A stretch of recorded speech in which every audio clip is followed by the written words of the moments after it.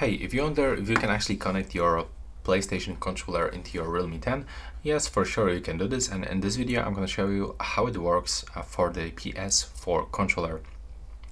So first of all, we have to select the connection method. In my case, I'm going to show you how we can do this with the cable. So first, on our Realme 10, we'll have to navigate into the settings.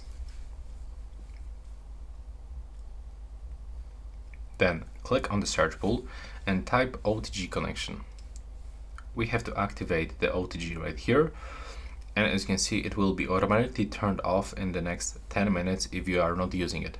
So just be sure that you connect it in at least 10 minutes. Next, you will have to get the cable. So in my case, on the PS4, there is the micro USB cable, so I have to plug it right here, and I have the cable with the USB end. But if you have right here the USB-C, you can plug it straight into your phone.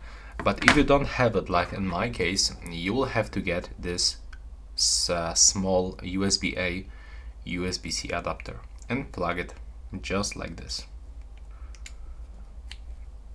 Next, you will have to plug this USB-C port into your, USB-C into USB-C port. And now when you do this, you will be actually able to do some things with your gamepad. As you can see right now, it is working. And also, if you want to play games, it is also working, so we don't have to worry about this one. There's also the touchpad that is working, so you can use your gamepad as a mouse on the Realme 10, and that's how it looks. So right now, please subscribe to my channel and see you in the next one.